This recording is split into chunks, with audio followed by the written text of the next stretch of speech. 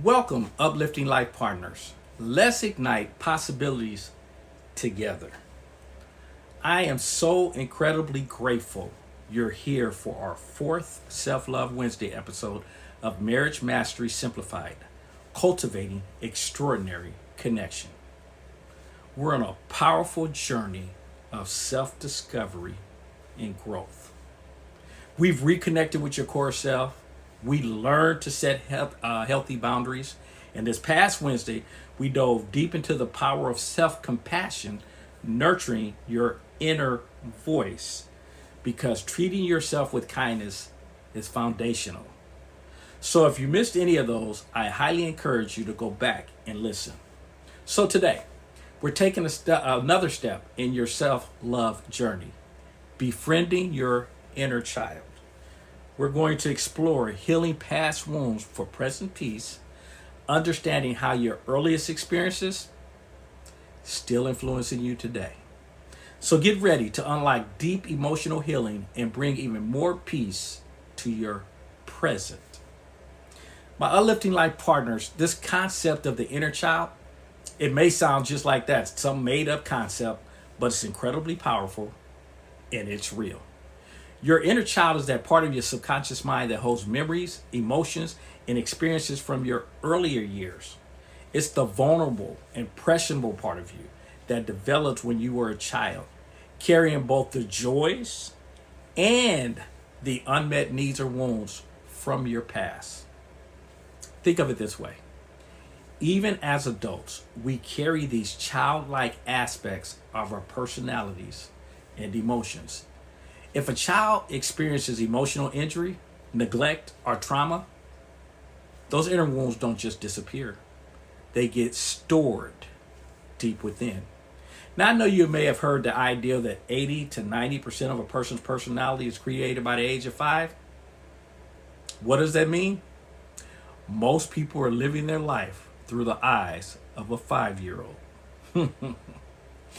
So why is healing your inner child so important for your present peace and your relationships? Because you ain't 5 anymore. Well, really, it's because these unresolved childhood wounds, they can be subtle or not so subtle, but they influence your adult behaviors, your triggers, your wants, and your needs.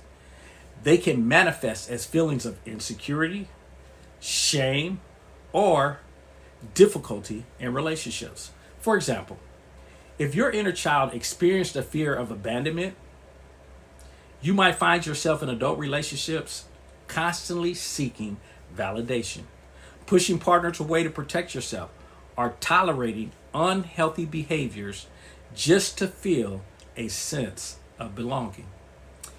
These patterns, they keep playing out until you address the root cause, which we're doing here today. So healing your inner child, it's about addressing these unmet needs by reparenting yourself, giving that younger part of you the love and attention it may have lacked. We're no longer blaming our parents, we're taking responsibility. So we must recognize that their inner child's influence in our adult life and in our relationships. So how do you know when your inner child is taking the wheel in your adult life, especially in your relationships? Well, it often happens when you feel triggered, stressed, or overwhelmed. Here's some common signs that your wounded inner child might be, at least you got to stay open to it, influencing your present emotional reactivity. You might find yourself having disproportionate emotional responses to minor events, throwing temper tantrums, or withdrawing your love, seeking constant validation, an overwhelming need for reassurance from others, or difficulty feeling secure in relationships often stems from early childhood experiences. Repetitive patterns. You might continually attract the same type of partners or situations that consistently let you down because those patterns give you the opportunity to transcend old wounds. Fear of vulnerability. If your inner child was hurt when vulnerable, adult you might struggle to open up, fearing re-experiencing that pain. Difficulty with boundaries. As we discussed in episode 2, setting boundaries is crucial. But a wounded inner child might make it hard to assert your needs, fearing rejection or abandonment. Self-sabotage. The inner child might create reactivity patterns like manipulation, trying to make a partner jealous, or shutting down. The good news, once you recognize these patterns, you gain insight into their root causes. This awareness is the first step towards healing and choosing a different, more peaceful response. It's about understanding that pain you feel. It might be a wound from the past, not just what's happening in front of you. Now, my uplifting life partners, the beautiful work of befriending and reparenting your inner child, it's a journey of healing and self-love. It's about giving that younger part of you the care, nurturing, and validation it may have missed. This process promotes self-soothing, self-care, and self-acceptance. Now, here's some practical steps you can take to reconnect and heal your inner child. Acknowledge and connect.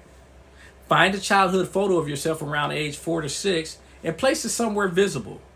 Whenever you see it, take a moment to mentally check in. Ask, how you feeling today, little one? What do you need? Practice self-compassion. This is vital. Speak to your inner child and yourself with kindness, understanding, and encouragement, just as you would a vulnerable child. Remind yourself it's okay to be imperfect. Visualize reparenting. Find a quiet space. Close your eyes and visualize your inner child. Imagine yourself as an adult self, confronting, hugging, or holding hands with your inner child. Offer them the love and support they may not have received. Engage in play. Reconnect with activities that brought you joy as a child. Draw, dance, explore nature, swing on a swing set. Play is essential for emotional expression and stress reduction. We've talked about this before. Journaling. Write a letter to your inner child. Ask them how they're feeling, what they need, what they're afraid of. Then write a letter back from your adult self, letting them know you will show up for them now. Heal these emotional wounds.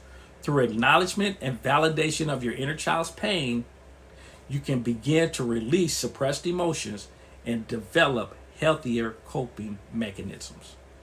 So by nurturing your inner child with deep, unconditional love, you not only healed old wounds, but also reclaim the joy and wonder of life. This process fosters greater self-compassion and self-acceptance, which are fundamental for cultivating extraordinary connections in your relationships. So today, we've embarked on the journey of befriending your inner child, understanding how healing past wounds brings present peace. This is a courageous act of self-love that transforms your emotional well-being and empowers your relationships. This work builds on all our previous self-love episodes, from knowing your core self to setting boundaries and practicing self-compassion. When you heal that inner child, you become more emotionally grounded and secure, ready to navigate the challenges in your relationships with grace. And you knew this was coming. We're speaking about relationships, so make sure you don't miss our next Marriage Builder Sunday episode. Well, we'll continue to build on these insights for even deeper understanding and intimacy in your partnership.